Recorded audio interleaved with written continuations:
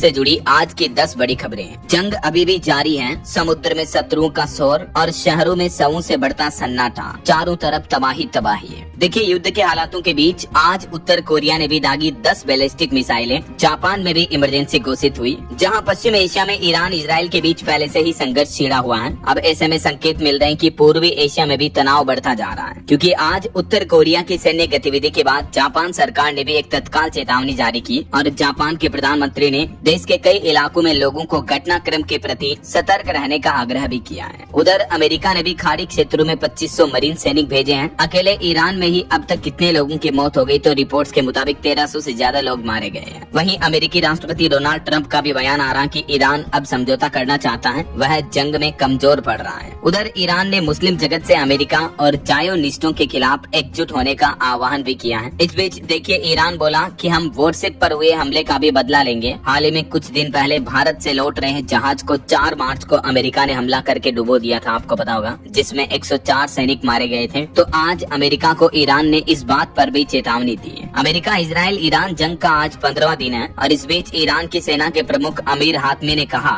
कि हिंद महासागर में ईरान के व्हाट्सएप पर हुए अमेरिकी हमले का भी जवाब जरूर दिया जाएगा। वैसे अब तक सभी देशों में इन जंग के हालातों में 2200 से ज्यादा लोगों की मौतें हो चुकी हैं। अकेले ईरान में भी कुछ मीडिया रिपोर्ट्स के मुताबिक 1400 लोग मारे जा चुके हैं और भी अलग अलग देशों में कई लोगों की मौतें हुई, कई भारतीय नागरिक भी मारे गए। इस बीच हमारे देश में भी एलपीजी गैस सिलेंडर का संकट बढ़ता जा रहा है। एलपीजी संकट के बीच बिहार में भी लकड़ी कोयले की मांग बढ़ी, राजस्थान में भी होटल इंडस्ट्री वाले लकड़ी पर खाना बना रहे हैं। मध्य प्रदेश, उत्तर प्रदेश, कर्नाटक, तमिलनाडु समेत देश के कई राज्यों में गोदामों पर छापेमारी भी की जा रही है एलपीजी सिलेंडर की कालाबाजारी रोकने के लिए। देखिए खबर, एलपीजी संकट के बीच छत्तीसगढ़ में भी होटल संचालक 10% सरचार्ज वसूल रहे हैं। मध्य प्रदेश की छिंदवाड़ा में आज पुलिस की निगरानी में सिलेंडर बांटे गए। देश भर में एलपीजी गैस सिलेंडर की सप्लाई को लेकर हालात काफी गंभीर चल रहे हैं। इस बीच एक मीडिया रिपोर्ट्स में ये अच्छा दावा किया जा रहा कि ईरान 2 भारतीय गैस टैंकरों को होर्मुज से गुजरने देगा। एक ईरानी राजदूत ने भी कहा था कि भारत हमारा दोस्त है और इसीलिए हम सुरक्षित रास्ता देंगे। न्यूज एजेंसी रॉयटर्स ने अपनी रिपोर्ट में ये दावा किया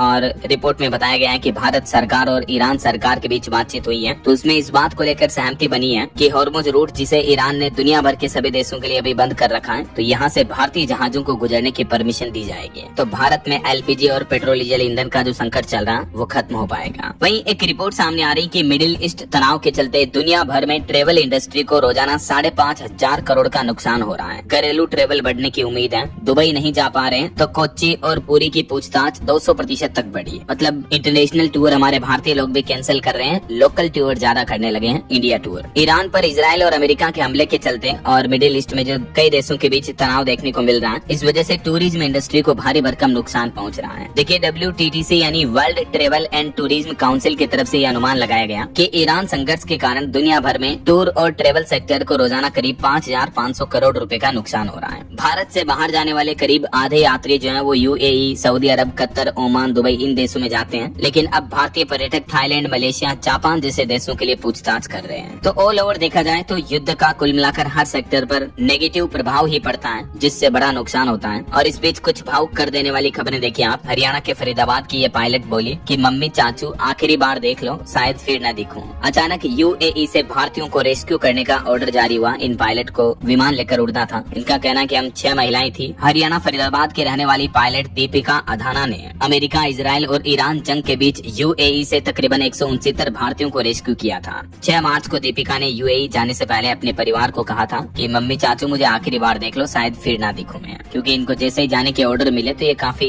डर भी गई और हिम्मत रखते हुए अपने परिवार से ये बात की। लेकिन अच्छी बात ये रही कि इनका रेस्क्यू ऑपरेशन सुरक्षित रहा और ये वापस UAE से भारतीयों को सुरक्षित रेस्क्यू करके भारत लौट चुकी हैं। और युद्ध के हालातों पर एक रिपोर्ट ये भी सामने आ रही कि आधुनिक युद्ध और भविष्य का खाका, ड्रोन, AI और इलेक्ट्रॉनिक जंग का दौर जमाना शुरू हो चुका है। भारत के लिए भी ये एक संकेत है। डिफेंस सेक्टर से जुड़े एक्सपर्ट्स ने भारत में भी युद्ध की रणनीतियां बदलने के संकेत दिए हैं। वहीं देखिए, ईरान हमले के बीच अमेरिकी राष्ट्रपति डोनाल्ड ट्रंप ने एक और ऐलान किया। वो बोले कि रूस के तेल पर पुतिन ने करवा लिया सरेंडर। आखिरकार रूसी राष्ट्रपति व्लादिमीर पुतिन ने ट्रंप की अकड़ निकाल दी। तेल पर छूट की वजह भी सामने आई। आपको पता होगा, अभी एक दिन पहले अमेरिका ने खुद ये स्टेटमेंट दिया कि हम दुनिया के सभी देशों को रूसी तेल खरीदने की इजाजत देते हैं। अमेरिका ने 30 दिन की ये छूट दी है। उधर ईरान ने क्रूड ऑयल के भाव $200 तक पहुंचने की चेतावनी भी दी है। इस बीच अमेरिका का ये ऑर्डर कहीं न कहीं देखा जाए तो रशियन गवर्नमेंट के सामने अमेरिका ने सरेंडर कर दिया है। वहीं इधर ईरान ने भी अपनी नई वॉर स्ट्रेटेजी बनाई और इससे खुद ट्रम्प भी डर गए। ईरान का प्लान है अब गूगल, अमेजोन जैसी बड़ी टेक कंपनियों को निशाना बनाया जाएगा, क्योंकि अमेरिका से संचालित कई बड़ी बड़ी कंपनियां हैं जैसे Google, Microsoft, Amazon, Nvidia, IBM, Oracle. तो इन सभी दिग्गज टेक कंपनियों को अब ईरान ने निशाना बनाने की चेतावनी दी है।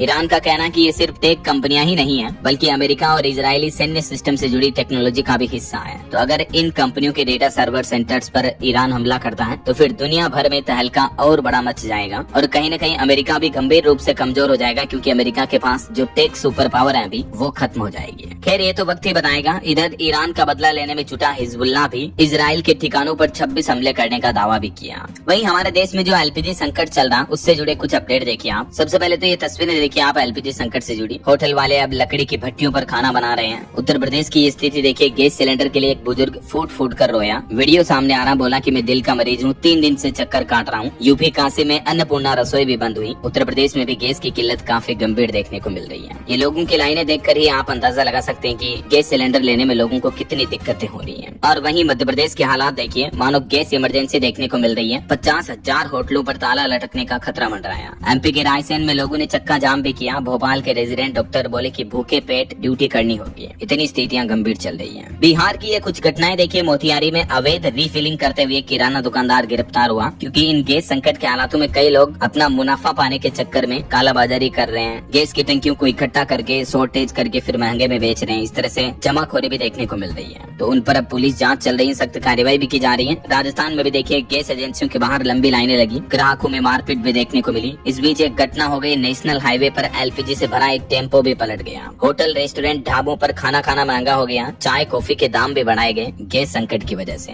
पंजाब में भी गैस एजेंसियों के बाहर सुबह 4 बजे से ही लाइनें लग गई। चंडीगढ़ में पुलिस पहरे में बांटे जा रहे सिलेंडर। अमृतसर, जालंधर और लुधियाना में भी लोगों की भीड़ दिख रही है। और ये छत्तीसगढ़ के हालात देखिए आप। सिलेंडर की किल्लत के चलते रेस्टोरेंट्स में 10% सरचार्ज वसूला जा रहा ग्राहकों से। बिलासपुर की गैस एजेंसी में ताला लगा। रायगढ़, जगदलपुर के होटलों में लकड़ी के भट्टों में बन रहा खाना। कुछ ऐसे हालात हरियाणा में भी चल रहे हैं। देखिए आप, हरियाणा में फूड सप्लाई टीम ने LPG चोरी पकड़ी। फतेहाबाद में सिलेंडर के लिए 200 मीटर दौड़े बुजुर्ग, कई महिलाएं। और फरीदाबाद में भी कांग्रेसियों ने सरकार का विरोध करने के चलते चूल्हे पर चाय बनाई। और हरियाणा की तो ये एक और घटना देखे दोस्तों, शादी वाले घर से गैस सिलेंडर की चोरी हो गई। इसका एक वीडियो भी सामने आ रहा। शादी का खाना बनाने के लिए गैस सिलेंडर रखे थे, लेकिन वहाँ के गैस सिलेंडर भी चोरी हो गए। देखिए जरा आप, हरियाणा के सिरसा की ये घटना है। वहीं पहाड़ी राज्य हिमाचल प्रदेश में भी देखिए इंडक्शन इलेक्ट्रिक चूल्हे की डिमांड कई गुना बढ़ी। दुकानदार बोले कि पहले सप्ताह में 3 बिकते थे, अब रोज 10-10 बिक रहे हैं। और कॉमर्शियल LPG की भी किल्लत देखने को मिल रही है हिमाचल में भी। तो देश भर में गैस की किल्लत के बीच अब देखिए आप, कई व्यापार, उद्योग, कारोबार, धंधे, फैक्ट्रियां ठप होने के कगार पर हैं। यूपी आगरा में पेठा नमकीन उत्पादन भी बंद हुआ। व्यापारी बोले कि हम तो फैक्ट्रियों की चाबियां अफसरों को सौंप देंगे।